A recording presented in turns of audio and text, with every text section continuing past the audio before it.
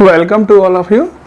तो देखो last class में हम लोग यूनिट सेल या क्रिस्टल लैटिस की पैकिंग एफिशिएंसी के बारे में बात कर चुके थे कि हम किसी भी यूनिट सेल के लिए पैकिंग एफिशिएंसी को कैसे कैलकुलेट करेंगे।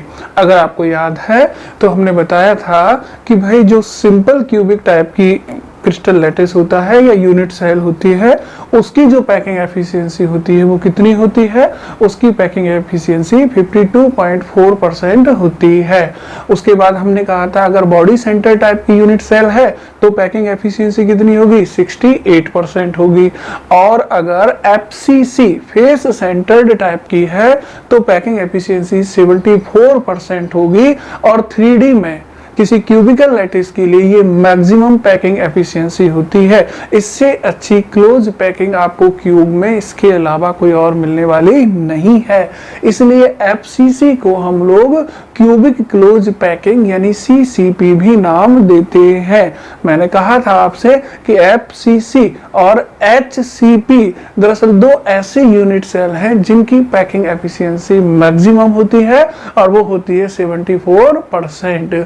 फिर लास्ट क्लास में हमने आपको एक सवाल दिया था कि हमने कहा था कि इस यूनिट सेल की पैकिंग एफिशिएंसी कैसे कैलकुलेट करेंगे। आपने वो किया होगा और अगर नहीं भी किया है तो फिर आप इधर अब ध्यान से देखें। हमने कहा था आपसे कि आपको कैलकुलेट तो क्या करना है, पैकिंग एफिशिएंसी ही करनी है, ठीक है। बस हमने यूनिट सेल का टाइप बदल दिया था।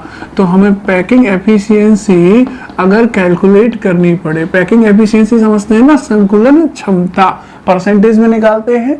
तो हम पैकिंग एफिशिएंसी कैसे कैलकुलेट करते हैं, तो हमें चाहिए नंबर ऑफ पार्टिकल यानी जेड चाहिए, है ना। उसके साथ साथ एक पार्टिकल का वॉल्यूम चाहिए और पार्टिकल हमारा स्फेरिकल होता है इसलिए गोले का वॉल्यूम 4/3 पाई आर क्यूब होता है। और उसके साथ हमें यूनिट सेल जो कि क्यूबिकल है उसका वॉल्यूम चाहिए जो ए क्यूब होगा इंटू 100 होता है। ये फॉर्मूला हम लोग स्टेब्लिश कर चुके थे और इससे पैकिंग एफिशिएंसी भी हम लोग कैलकुलेट कर चुके थे। अब हमने कहा था कि कुछ इस टाइप की यूनिट सेल है जिसकी पैकिंग एफिशिएंसी हमें ज्ञात करनी है। तो देखो जरा, हमने कहा था कि ऐसी यूनिट सेल जिसकी कॉर्नर पर पार्टिकल हो, साथ के साथ कॉर्नर के अलावा एज सेंटर पर भी पार्टिकल हो। तो आप जानते हैं कॉर्नर कितने होते हैं, 8। तो 8 लैटिस पॉइंट तो आपको कहाँ दिखाई देंगे, कॉर्नर पर, ठीक है।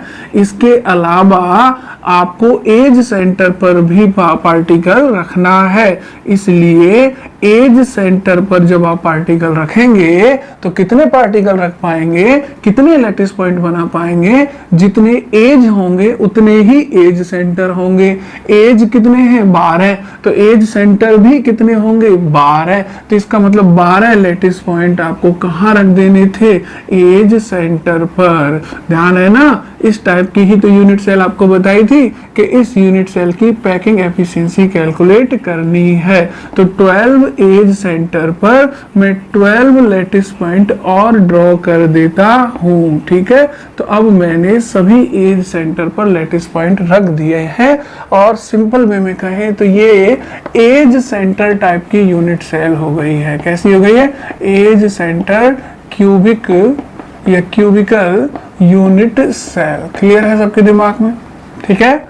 अब देखो एक चीज ध्यान देना, लास्ट क्लास में हम लोगों ने आपसे कहा था कि भाई जो यूनिट सेल होती है ना, उनमें पार्टिकल एक दूसरे को टच कर रहे होते हैं क्योंकि क्लोज पैकिंग होती है। और सॉलिड के अंदर क्लोज पैकिंग तभी कहते हैं जब पार्टिकल एक दूसरे को टच कर पाए, एक दूसरे से मिनिमम डिस्टेंस पर रह पाए। अगर आपकी सिंपल टाइप की यूनिट सेल है तो पार्टिकल कहाँ होते हैं, केवल और केवल कॉर्नर पर होते हैं। तो देखो सिंपल में क्या होगा, कॉर्नर वाले पार्टिकल एक दूसरे को टच करेंगे, है ना। नाम से ही पता चल जाएगा आपको कि अगर सिंपल है तो कॉर्नर वाले टच करेंगे। बॉडी सेंटर टाइप की है तो बॉडी सेंटर वाला पार्टिकल कॉर्नर वाले पार्टिकल को टच करेगा। और अगर फेस सेंटर टाइप की है तो फेस सेंटर वाला पार्टिकल कॉर्नर वालों को टच करेगा। और अगर एज सेंटर टाइप की है तो एज सेंटर वाला पार्टिकल कॉर्नर वाले पार्टिकल को क्या करेगा, टच करेगा। तो सिंपल क्यूब में क्या होता है, पार्टिकल केवल कॉर्नर पर होते हैं और कॉर्नर वाले पार्टिकल एक दूसरे को टच कर रहे होते हैं। क्लियर है। तो ये डिस्टेंस r और ये डिस्टेंस r, तो कितनी डिस्टेंस हो जाती है ये 2r, और यही इसका क्या होता है एज लेंथ। तो ये रिलेशन भी हमें पता है, ठीक है। अब मान लो हमारी यूनिट सेल जो है बॉडी सेंटर टाइप की हो जाती है, तो नाम से ही पता है कौन सा पार्टिकल टच करेगा, बॉडी सेंटर वाला। किन को टच करेगा, कॉर्नर वाले पार्टिकलों को। किसके अलोंग, बॉडी डायगोनल के अलोंग। तो ये अगर बॉडी डायगोनल है तो एक पार्टिकल बॉडी सेंटर पर होगा, और ये बॉडी सेंटर वाला पार्टिकल कॉर्नर वाले दो पार्टिकलों को टच करेगा। करेगा कि नहीं करेगा। तो अगेन देखो ये डिस्टेंस r, ये 2r और ये r, तो यहां से यहां तक की डिस्टेंस r की टर्म में कितनी हो गई है 4r। और आप तो जानते हैं कि बॉडी डायगोनल की लेंथ एज लेंथ की टर्म में कितनी होती है a√3 होती है। तो ये लेंथ a की टर्म में तो है a√3 और r की टर्म में है 4r, इसलिए 4r बराबर क्या रिलेशन स्टेब्लिश हुआ था a√3। और अगर आपकी unit cell face centre type की है तो नाम से ही पता चल रहा है कौन सा पार्टिकल टच करेगा, फेस सेंटर वाला पार्टिकल। किनको टच करेगा, जो कॉर्नर पर होंगे। किसके अलोंग टच करेगा, फेस डायगोनल के अलोंग। तो मान लो मैंने ये फेस डायगोनल बना दिया, ठीक है। यहाँ इसके फेस सेंटर पर एक पार्टिकल होगा जो कॉर्नर वाले पार्टिकल को टच कर रहा होगा। क्लियर है। अब देखो जरा फिर से r 2r और ये क्या है r, कितनी डिस्टेंस होगी ये वाली डिस्टेंस हो गई है 4r। आपको तो पता है कि ये डिस्टेंस दरअसल फेस डायगोनल को बता रही है, और एज लेंथ की टर्म में फेस डायगोनल कितना होता है a√2 के बराबर। क्लियर है। वैसे भी मैं आपको बता चुका हूं कि जब दो पार्टिकल टच कर रहे हो तो उनके बीच की डिस्टेंस हमेशा कितनी लेनी है 2r, और जब तीन पार्टिकल टच कर रहे हो तो उनके बीच की डिस्टेंस सेंटर टू सेंटर कितनी लेनी है 4r लेनी है। तो ये भी 4r थी, ये भी 4r है। क्लियर है सबके दिमाग में। अब हमारी यूनिट सेल कौन सी है, एज सेंटर टाइप की। तो बताओ जरा कौन से पार्टिकल एक दूसरे को टच कर रहे होंगे, एज सेंटर वाला पार्टिकल कॉर्नर वाले पार्टिकल को टच कर रहा होगा। यानी इस यूनिट सेल में अगर मैं ये बताऊं कि कौन से पार्टिकल एक दूसरे को टच कर रहे हैं, तो मैं केवल उन्हीं पार्टिकलों को दिखा रहा हूं जो एक दूसरे को टच कर रहे हैं।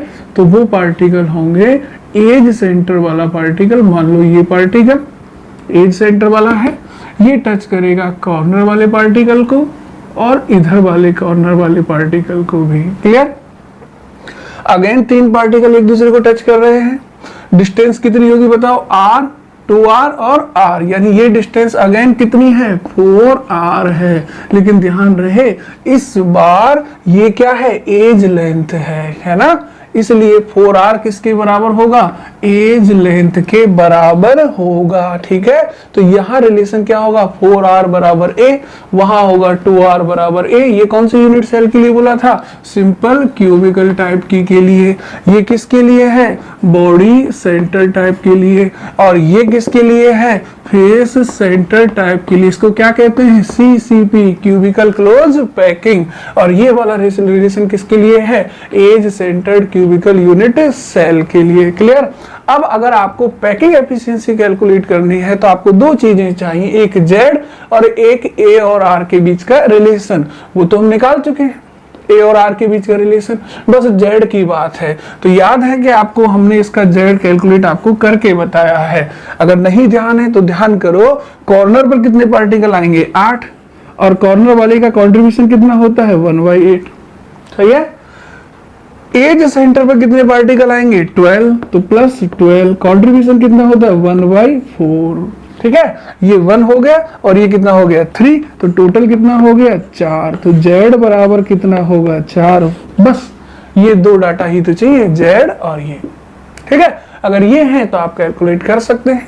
तो मैं पैकिंग एफिशिएंसी अगर इसकी निकालूं, शॉर्ट में लिखूं PE, तो पैकिंग एफिशिएंसी के लिए Z की वैल्यू कितनी रखनी है 4 रख दिया।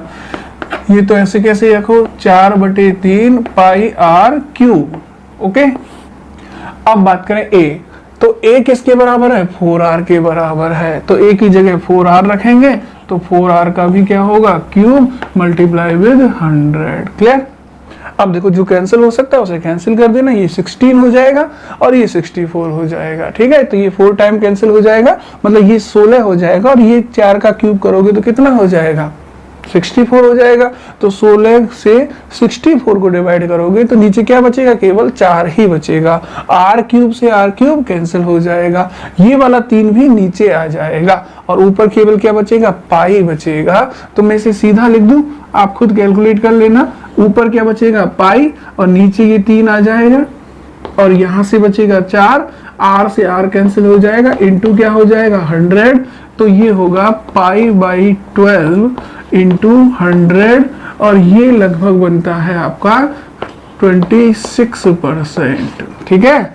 इसका मतलब इस टाइप के यूनिट सेल की पैकिंग एफिशिएंसी कितनी आती है, इस टाइप की यूनिट सेल की पैकिंग एफिशिएंसी 26% आती है। कितने परसेंट आती है, 26%। इसका मतलब क्या है इस 26% का, इस 26% का मतलब है कि पार्टिकल ने यूनिट सेल का कितने परसेंट हिस्सा घेर रखा है, कितने परसेंट स्पेस ऑक्यूपाइड कर रखा है, तो वो है 26%, यानी 26% स्पेस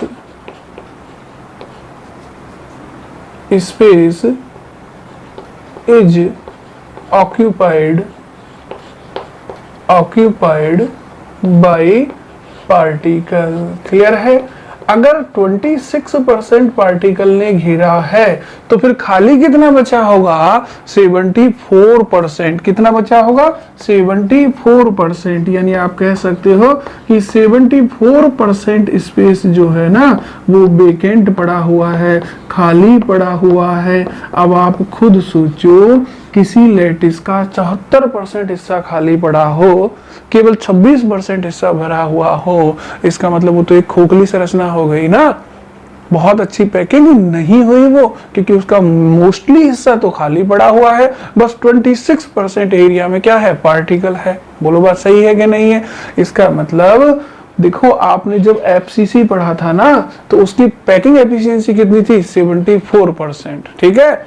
यानी जितनी एफसीसी की पैकिंग एफिशिएंसी है उतना तो इसमें खाली पड़ा हुआ है। इसका मतलब ये अच्छी पैकिंग नहीं है, ये खोखली स्ट्रक्चर होगी। इसलिए इस टाइप की जो पैकिंग होती है ना उसके लिए मैं कह सकता हूँ नॉट सो गुड, बहुत अच्छी पैकिंग नहीं है, ये एक खोखली स्ट्रक्चर होती है। इसलिए नॉर्मली इस तरह की पैकिंग देखी भी नहीं जाती। तो याद करो, स्टार्टिंग के लेक्चर्स में हमने आपसे कहा था कि एज सेंटर्ड वाली पैकिंग जो होती है वो नहीं दिखाई देगी आपको। क्यों नहीं दिखाई देगी, उसका कारण यहाँ पता चल गया कि ये एक खोखली स्ट्रक्चर है ना, क्योंकि 26% स्पेस ही ऑक्यूपाइड होगा, 74% तो अभी भी वेकेंट पड़ा रहेगा। क्लियर है। तो आपसे अगर कोई पूछ ले कि भाई एससीसी की कितनी है पैकिंग एफिशिएंसी, तो क्या आंसर दोगे, 52.4%। अगर कोई कहे बीसीसी की कितनी है तो क्या आंसर दोगे, 68%।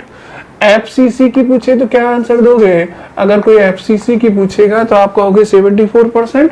या फिर एचसीपी भी बोल दे, हेक्सागोनल क्लोज पैकिंग, तो उसकी भी कितनी है, 74%। और इन सब में सबसे कम पैकिंग किसकी होगी, एज सेंटर्ड वाले की, क्योंकि वो तो एक खोखली स्ट्रक्चर है। क्लियर है। तो पैकिंग एफिशिएंसी सबसे अच्छी आपको मिलेगी एफसीसी में और एचसीपी में। तो होपफुली आप ये समझ पा रहे होंगे, इस तरह की पैकिंग पाई नहीं जाती, बट सवाल फ्रेम हो सकता है। जो हमने एक सवाल यहाँ पर फ्रेम कर लिया है, आपने ये किया होगा, नहीं भी किया है तो आप अच्छे से सॉल्यूशन देखें और अब ध्यान रखें इस बात को कि इसकी पैकिंग बहुत ही कम होती है। क्लियर है सबके दिमाग में, ठीक है। अब देखो, मेरी बात को ध्यान से सुनो, है ना, कि देखो हम लोग ऑनलाइन पढ़ रहे हैं, है ना, आप लोग घर पे आराम से बैठे हुए पढ़ रहे हैं, पढ़ना चाहिए, टाइम है उसका सदुपयोग आपको करना चाहिए। तो देखो हम लोग कोशिश कर रहे हैं कि इसमें, अब देखो जैसे ये बोर्ड पॉइंट ऑफ व्यू से तो नहीं है ये, है ना, क्योंकि बोर्ड में तो इस तरह की यूनिट सेल का हम लोग जिक्र ही नहीं करते, but advance point of view से या फिर कॉम्पिटिटिव एग्जाम के पॉइंट ऑफ व्यू से यहाँ से सवाल फ्रेम हो सकता है, इसलिए हमने इसको भी इंक्लूड किया है। और आने वाले लेक्चर्स में हम लोग कॉम्पिटिटिव के पॉइंट ऑफ व्यू से, चाहे वो IIT हो, चाहे वो नीट हो, चाहे कोई और कॉम्पिटिटिव एग्जाम हो, उसके पॉइंट ऑफ व्यू से भी कई सारे क्वेश्चंस का कलेक्शन यहाँ पर करने वाले हैं हम लोग। अगली बात ये है कि मैं जैसे ये चैप्टर हो रहा है ना, इस चैप्टर के खत्म होने पर या चैप्टर के दौरान ही इसकी 1-2 क्लास में प्रॉब्लम सेशन की भी लूंगा, जिसमें काफी अच्छी प्रॉब्लम्स हम लोग आपको करवाएंगे, है ना। बस आपको करना क्या है, ईमानदारी से पढ़ना है, ठीक है, और कंटिन्यूटी के साथ पढ़ना है। ऐसा नहीं कि बस ऑनलाइन है, कोई कहने वाला तो है नहीं। देखो, आप नहीं पढ़ेंगे तो भी नुकसान आपका है, और आप पढ़ेंगे तो भी फायदा आपका ही है, ठीक है। अगर आप सच में समझदार है तो अपने समय का सदुपयोग कीजिए, जो अपॉर्चुनिटी आपको मिल रही है ना उसका बेनिफिट लीजिए, क्योंकि आपको आगे बढ़ना है, और आगे बढ़ना है तो देखो मेहनत तो आपको करनी ही पड़ेगी। और हम ज़्यादा नहीं कह रहे, इतना करो, बस लेक्चर टाइम टू टाइम देखते रहो और पिछला रिवीजन करते रहो, क्योंकि आपको पता है ना कि हम लोग जब कंटिन्यूटी में नहीं पढ़ते तो पीछे वाली बातें हम लोग भूलते भी चले जाते हैं। तो जब भी आपको ऐसा लगे कि पिछला रिमाइंड करना है, पिछले किसी भी लेक्चर को उठा के देख लो और साथ के साथ आगे बढ़ते रहो, लेकिन कंटिन्यूटी के साथ। ऑनलाइन का फायदा आपको तभी मिल सकता है जब आप कंटिन्यूटी के साथ वॉच कर रहे हैं, है ना। अगर आप इसको कोई भी पॉइंट को अगर छोड़ देते हैं तो फिर आपका ही नुकसान है। हो सकता है आपको ऐसा लगता हो कि हमने ये पढ़ रखा है ना, आपने सॉलिड स्टेट चैप्टर पढ़ रखा है, हो सकता है कि वो आपने पढ़ रखा होगा, लेकिन जब आप हर वीडियो को गौर से देखेंगे तो आपको बहुत सारी चीजें डिफरेंट मिलेंगी। कम से कम बोर्ड पॉइंट ऑफ व्यू से अगर आपने पढ़ा है ना, तो ये सारी चीजें तो आपने उसके अंदर नहीं पढ़ी होंगी, और आगे आगे जैसे जैसे बढ़ेंगे और भी अच्छी चीजें हम लोग देखते जाएंगे। इसलिए हर लेक्चर को कंटिन्यू वॉच कीजिए, केयरफुली वॉच कीजिए। हो सकता है अगर आपने वो पढ़ रखा है तो उसमें बहुत सारी चीजें आपको पढ़ी हुई मिलेंगी, क्योंकि चैप्टर तो सबके कॉमन ही होते हैं, लेकिन ये भी मैं आपसे कह रहा हूँ कि बहुत सारी चीजें नई, अच्छी और एडवांस भी आपको मिलेंगी, लेकिन वो तभी मिलेंगी जब धीरे धीरे हमारी क्लास आगे रन करेगी। क्लियर है सबके लिए? तो ये चीज आप लोग ध्यान रखना, ठीक। देखो, अब हम बात करते हैं डेंसिटी पर। किस पर बात करते हैं? डेंसिटी। यानी अगर हमें डेंसिटी ऑफ यूनिट सेल निकालनी हो, या यूनिट सेल की जगह कई बार क्रिस्टल भी कह दे तो भी कंफ्यूज मत होना, क्योंकि जो प्रॉपर्टी यूनिट सेल की होती है ना, वही प्रॉपर्टी क्रिस्टल लैटिस की भी होती है। तो डेंसिटी यानी हिंदी में क्या बोलते हो आप? इसको घनत्व बोलते हो। अच्छा चलो मुझे बताओ, घनत्व क्या होता है? मतलब आपसे कहते ना कि किसी सब्सटेंस का घनत्व इतना है, तो घनत्व का नॉर्मल मीनिंग क्या है? घनत्व का नॉर्मल मीनिंग तो यही होता है ना कि ये मास और वॉल्यूम का क्या होता है? रेशो होता है। ये तो सबको पता ही होगा, है ना। अगर किसी भी सब्सटेंस का आपको डेंसिटी कैलकुलेट करना है तो आपको 2 डाटा चाहिए, एक तो उसका मास मालूम हो आपको और एक उसका वॉल्यूम मालूम हो, है ना। मास को वॉल्यूम से डिवाइड कर दोगे, उसकी डेंसिटी आपको पता चल जाएगी। अभी हम लोग यूनिट सेल की डेंसिटी की बात कर रहे हैं, तो डेफिनेटली मास किसका चाहिएगा आपको? यूनिट सेल का। तो हम यहाँ लिखेंगे mass of unit cell. Clear? अच्छा, यूनिट सेल की डेंसिटी है, मास यूनिट सेल का है, तो वॉल्यूम किसका होगा? वो भी यूनिट सेल का ही होगा। तो फिर हम लिखेंगे volume of unit cell. Clear सबके लिए? ठीक है। अब देखो मैं आपको एक बात बताऊं कि यूनिट सेल का खुद का कोई मास नहीं होता है ना। यूनिट सेल तो हम लोग फ्रेम करते हैं, एक्चुअली ऐसी कोई स्ट्रक्चर एग्जिस्ट नहीं करती। यूनिट सेल के अंदर जो पार्टिकल होते हैं ना, उनका मास होता है। तो मास ऑफ यूनिट सेल से हमारा मतलब है mass of particles present inside the unit cell. जो यूनिट सेल के अंदर पार्टिकल रखे हुए हैं उनका टोटल मास कितना होगा। तो अब वो पार्टिकल एटम हो सकता है, आयन हो सकता है, कुछ भी हो सकता है, मॉलिक्यूल भी हो सकता है। नॉर्मली अगर हम एटम लें तो मास ऑफ यूनिट सेल से हमारा मतलब है mass of atom present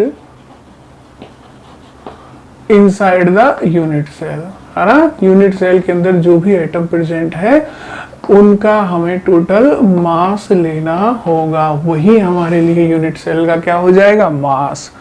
volume of unit cell cubical system होता है, क्यूब की एज लेंथ a मानते हैं, तो वॉल्यूम तो हमेशा हम कितना मानते हैं? a क्यूब मानेंगे। क्लियर सबके लिए? ये किसका फॉर्मूला एस्टेब्लिश कर रहे हैं हम लोग? डेंसिटी का। ठीक। अब मास ऑफ यूनिट सेल यानी mass of atom present inside the unit cell अगर हमें कैलकुलेट करना है तो हमें फिर 2 बातों का ज्ञान होना चाहिए, यानी 2 चीजें हमें मालूम होनी चाहिए। पहला कि यूनिट सेल के अंदर एटम्स कितने हैं, यानी पार्टिकल कितने हैं। दूसरा, एक पार्टिकल का मास कितना है। ठीक है। अगर हमें एक पार्टिकल का मास मालूम है और टोटल पार्टिकल की नंबर मालूम है तो दोनों को मल्टीप्लाई कर देंगे तो टोटल मास पता चल जाएगा, और वही आपका मास ऑफ क्या हो जाएगा? यूनिट सेल हो जाएगा। तो फिर इसको मैं आगे थोड़ा सा एक्सटेंड करता हूं और मैं लिखता हूं इसकी जगह मुझे क्या लिखना है, नंबर ऑफ एटम, भाई कितने एटम है यूनिट सेल के अंदर, है ना, इन वन यूनिट सेल, एक यूनिट सेल के अंदर कितने एटम आ गए हैं, multiply with mass of one atom, दोनों का मल्टीप्लाई करेंगे तो ये आ जाएगा, है ना, तो multiply with mass of one atom, ठीक है, और नीचे तो फिर आपका वही रहेगा क्या, ए क्यूब। क्लियर। अब देखो डिफरेंट टाइप की यूनिट सेल होती हैं, तो उनमें एटम्स की नंबर भी डिफरेंट होती है। जैसे सिंपल क्यूब है तो कितनी होगी, एक होगी। बॉडी सेंटर टाइप की है तो कितनी होगी, दो। फेस सेंटर टाइप की तो चार। एज सेंटर टाइप की है तो भी कितनी होगी, चार होगी। तो नंबर ऑफ एटम्स को कॉमनली हम क्या लिख देते हैं, जेड, ठीक है। और मास ऑफ वन एटम को हम क्या लिख देते हैं, स्मॉल एम लिख देते हैं। और नीचे क्या आ जाएगा, ए क्यूब आ जाएगा, ठीक है। तो ये क्या हो गया, density of unit cell. Unit cell लिख देता हूं। तो अगर आपको यूनिट सेल की डेंसिटी निकालनी है, क्या निकालनी है, डेंसिटी, तो एक नॉर्मल फॉर्मूला आपके लिए बन जाता है कि डेंसिटी ऑफ यूनिट सेल बराबर Z into small M upon A cube. Z क्या है, यूनिट सेल के अंदर पार्टिकल या एटम्स की नंबर, स्मॉल एम क्या है, एक एटम का मास, और ए क्यूब क्या है, यूनिट सेल जो क्यूबिकल टाइप की है उसका वॉल्यूम, जहां ए क्या है, उसकी एज लेंथ होती है, ठीक है। अब देखो एक चीज यहाँ ध्यान देने वाली है, और वो क्या है ध्यान देने वाली, कि आपने जैसे लिख दिया डी यूनिट सेल और आपने लिख दिया Z into small M upon A cube. तो ये जो स्मॉल एम आपने लिखा है ना, ये क्या है, ये दरअसल एक एटम का मास है। किसका मास है, एक एटम का, यानी मास ऑफ वन एटम है, ठीक है। लेकिन आपने एक टर्म और पढ़ी है मास के लिए, वो होती है मोलर मास। क्या होती है, मोलर मास। तो अगर मान लो हम मोलर मास लिखें, क्या लिखें, मोलर मास, तो मोलर मास जो होता है उसको हम कैपिटल एम से लिखते हैं। और मोलर मास का मतलब होता है mass of one mole atom. यानी अगर आपके पास एक मोल एटम है तो उनका टोटल मास जो होगा वो मोलर मास कहलाएगा, जिसको हम कैपिटल एम से लिखने वाले हैं। अब वन मोल का मतलब क्या होता है, वन मोल का मतलब होता है 6.023 इंटू 10 की पावर 23 एवोगाड्रो नंबर। यानी मास ऑफ कितने एटम होने चाहिए, 6.023 इंटू 10 की power 23 atoms.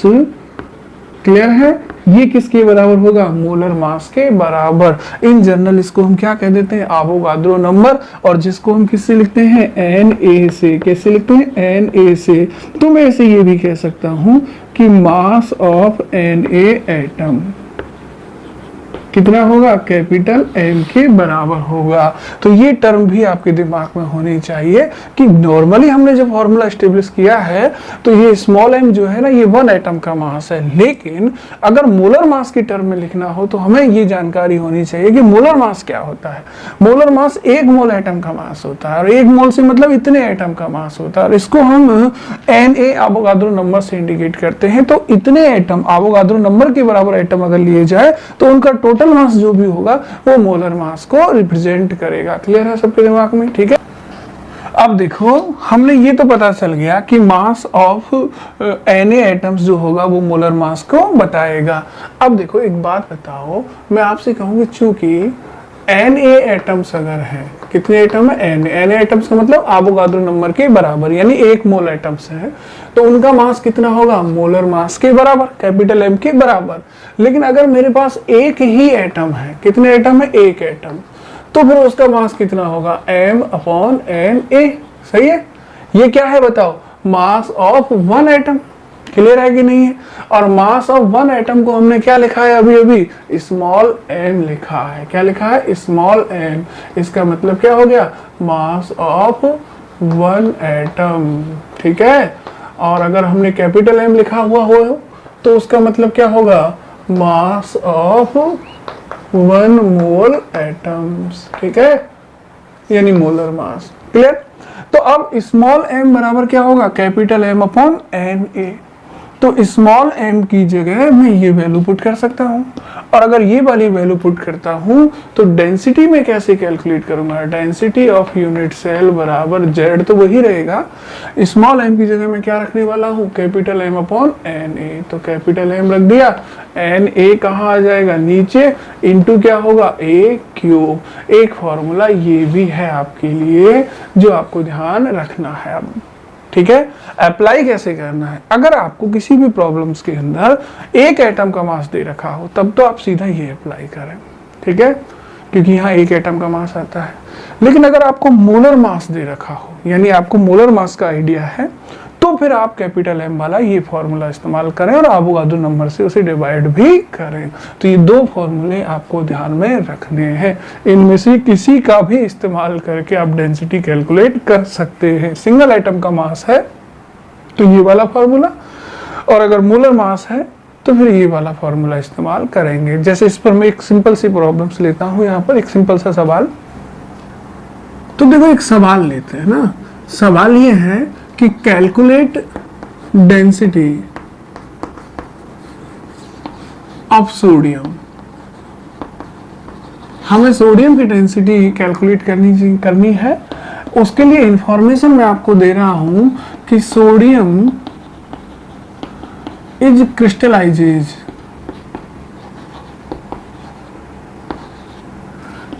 In BCC unit cell with age length 2 angstrom. ये मैंने डाटा आपको दे दिया है, और अब आपको क्या करना है, डेंसिटी को कैलकुलेट करना है। तो देखो डेंसिटी के लिए अभी अभी हम लोग फॉर्मूला बता चुके हैं कि D बराबर Z into capital M upon Na into A cube. Clear. अब आपको क्या चाहिए, देखो आपको Z चाहिए तभी तो कैलकुलेट करोगे, मोलर मास चाहिए, एवोगाड्रो नंबर मालूम होती है सबको, और एज लेंथ चाहिए, तब जाके आप ये कैलकुलेट कर पाएंगे। तो देखो Z के लिए उसने कहा है कि BCC यूनिट सेल है, याद करो, देखो इधर देखो, सही है, और BCC है तो BCC में नंबर ऑफ पार्टिकल कितना होता है, तो Z बराबर कितना होगा, 2, तो पता है हमको। अच्छा मोलर मास की बात करूं तो सोडियम नॉर्मली यूज में बहुत ज़्यादा आने वाली मेटल्स है, इसका इस्तेमाल हम लोग करते ही रहते हैं, कहीं ना कहीं पर पूरे पाठ्यक्रम में, पूरे सिलेबस में बहुत आता है। तो सोडियम का आपको मोलर मास का आइडिया होना चाहिए, वो 23 होता है। कितना होता है, 23। ध्यान रहे ये ग्राम में होता है, ग्राम पर मोल में, ठीक है। तो हमारे पास कैपिटल M भी आ गया। क्लियर। एवोगाड्रो नंबर बताने की जरूरत नहीं है, 6.023 इंटू 10 की पावर 23 होता है। सिंपल सिटी के लिए मैं इसको 6 इंटू 10 की पावर 23 ही लूंगा, ठीक है। और लास्ट हमारे पास है एज लेंथ। क्या है, एज लेंथ, ठीक। एज लेंथ के बारे में आपको आइडिया दिया गया है, वो कितनी है, 2 एंगस्ट्रॉम है। तो ए बराबर कितना है, 2 एंगस्ट्रॉम। लेकिन ध्यान रहे आपको इसे या तो CGS सिस्टम में इस्तेमाल करना है या MK सिस्टम में। अभी आपके पास ये मोलर मास ग्राम में है तो आप यहाँ CGS अप्लाई करें, और CGS अप्लाई करेंगे तो इसको सेंटीमीटर में कन्वर्ट करेंगे, ठीक है। होपफुली आप जानते होंगे कि 1 एंगस्ट्रॉम बराबर कितने सेंटीमीटर होता है, 10 की पावर -8 सेंटीमीटर, है ना। और अगर मीटर में लिखना होता तो 10 की पावर -10 मीटर होता। तो अभी मैं इसको सेंटीमीटर में लिखूंगा तो A बराबर क्या लिखूंगा, 2 एंगस्ट्रॉम की जगह क्या लिख दूंगा, 10 की पावर -8 सेंटीमीटर, 10 की पावर -8 सेंटीमीटर। क्लियर है। अब देखो हमारे पास सारे डाटा आ चुके हैं या नहीं। देखो हमारे पास Z आ चुका है, 2 है क्योंकि BCC कहा गया है। मोलर मास हमें मालूम है 23 होता है। एवोगाड्रो नंबर हमें मालूम है, सिंपल सिटी के लिए 6 इंटू 10 की पावर 23 इस्तेमाल करेंगे। और एज लेंथ 2 एंगस्ट्रॉम दी है जिसको हमने सेंटीमीटर में कन्वर्ट कर लिया है। बस तो फिर अब तो फॉर्मूले में वैल्यू पुट करो और अपना आंसर निकालो। तो वैल्यू पुट करो, D बराबर क्या होगा, Z कितना है 2, M कितना आ रहा है 23, ग्राम में है, ये CGS सिस्टम होगा तो फिर डेंसिटी किस में आएगी, ग्राम पर सेंटीमीटर क्यूब में, ठीक है। तो ये तो 23 हो गया। एवोगाड्रो नंबर की जगह क्या रखूंगा, 6 इंटू 10 की पावर 23, और लास्ट क्या बचता है हमारा A क्यूब, तो a की जगह क्या रखूंगा ये, और इसका भी क्या कर दूंगा क्यूब, तो ये इसका क्या हो जाएगा क्यूब, और क्यूब करोगे तो ये आप कैलकुलेट कर सकते हैं। चलो हम कर देते हैं। यहाँ देखो ये कितना हो जाएगा 46, ठीक है। इसका क्यूब करोगे 2 का तो ये कितना हो जाएगा 8 हो जाएगा, और 8 मल्टीप्लाई विद 6 करोगे तो कितना हो जाएगा 48, तो ये हो जाएगा, देखो तो जरा ध्यान से, ये तो कितना है 46, और ये 2 का क्यूब कितना होगा 8, और 8 इंटू 6 करोगे तो कितना होगा 48 होगा। क्लियर, ठीक है। अब पावर को बैलेंस करो, ये पावर कितनी हो जाएगी -8 है ना, क्यूब होगा तो -24 हो जाएगा। ये कितना है 23, तो ये प्लस का 23 और ये माइनस का 24, तो कितना बचेगा -1। जिसे ऊपर ले जाओगे तो कितना हो जाएगा, पावर 1 रह जाएगी, यानी 10 रह जाएगा 10, ठीक है। ये आप आसानी से कैलकुलेट कर सकते हैं। तो अगर आप ऐसा करेंगे तो ये आएगा 460/480 ग्राम पर cc, ठीक है। तो देखो कैलकुलेशन वाला पार्ट्स आप खुद कर सकते हैं, उस पर मैं ज्यादा स्ट्रेस देने वाला भी नहीं हूँ। हाँ, लेकिन कंसेप्ट वाले पार्ट में सारे के सारे आपको क्लियरिफाई करूंगा, ठीक है। तो कई बार हो सकता है कि मैं कैलकुलेशन कर भी दूं, और कई बार हो सकता है कि मैं आपको कैलकुलेशन पर ला करके छोड़ दूं कि भाई अब आप लोग कैलकुलेट कर लेना। लेकिन डेंसिटी में बहुत सिंपल क्वेश्चन फ्रेम होता है, तो वो इस तरह का हो सकता है। कई बार क्या होता है कि वो आपको डेंसिटी दे देता है, एम का आइडिया दे देता है, एन ए दे देता है, ए का आइडिया दे देता है, और आपसे पूछ लेता है कि बताइए किस टाइप की यूनिट सेल है ना। जैसे मान लो मैंने कहा कि मुझे डेंसिटी मालूम है लेकिन जेड मालूम नहीं है, कैपिटल एम मालूम है, एवोगाड्रो नंबर पता है, और ए भी पता है ना, ए भी मालूम है। तो देखो मुझे ये मालूम है, ये मालूम है, ये मालूम है, और ये भी मालूम है, ठीक है। तो अननोन कौन बच गया हमारे पास, जेड बच गया, ठीक है। तो कई बार वो क्या करता है कि क्वेश्चन इस तरह से फ्रेम किया जाता है कि डेंसिटी, मास, एवोगाड्रो नंबर और एज लेंथ का आइडिया आपको दिया जाता है। उसके बाद आपसे पूछा जाता है कि ये किस टाइप की यूनिट सेल है, ठीक है। तो उस केस में आपको क्या करना होगा कि सबसे पहले जेड जो अननोन है उसको निकालना होगा, ठीक है।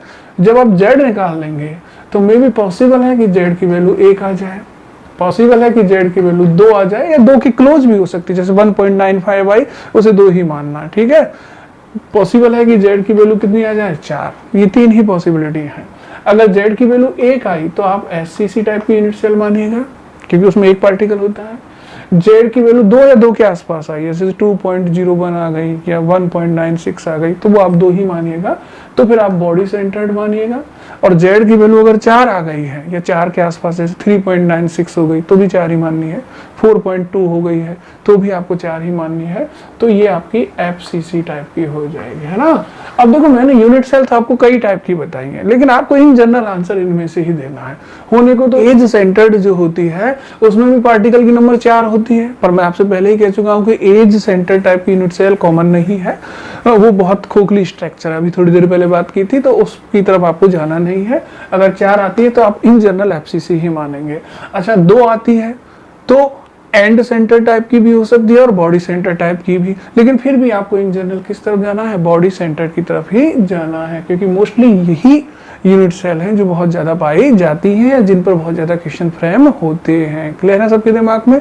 तो डेंसिटी से सिंपल क्वेश्चन बनते हैं, या तो सीधा डेंसिटी कैलकुलेट करवाई जा सकती है या यूनिट सेल की टाइप पूछी जा सकती है, और टाइप का आइडिया आप जेड से लेंगे, है ना। जेड की जो भी वैल्यू आएगी उसके अकॉर्डिंग आप आइडिया लगा लेंगे कि भाई ये किस टाइप की यूनिट सेल हो सकती है। तो देखो यहाँ तक का आपको सबको क्लियर होना चाहिए, है ना। और अगर नहीं क्लियर है तो मैं बहुत स्लो स्पीड से भी लेता हूँ, है ना, और कोशिश करता हूँ कि जो लास्ट रो में बैठा हुआ बच्चा है ना वो भी इसे समझ पाए। हिंदी इंग्लिश का कोई फर्क नहीं है, ये तो मेरी खुद की प्रायोरिटी है कि मैं थोड़ी इंग्लिश टर्म्स आपके साथ लेकर के चलूँ, क्योंकि इन फ्यूचर में आपको इसी तरह से पढ़ना होगा, है ना। तो उसकी वजह से आप परेशान बिल्कुल भी ना हो, कंटेंट वही है, और बोर्ड पॉइंट ऑफ व्यू से भी हम आगे का कंटेंट लेकर चल रहे हैं, ठीक है। तो आपको कुछ अच्छा और बेटर ही मिलेगा, बस कंटिन्यू वॉच करते रहिए, केयरफुली समझते रहिए प्रॉब्लम्स को, ठीक है, और अपना ध्यान रखिएगा। Okay, thank you.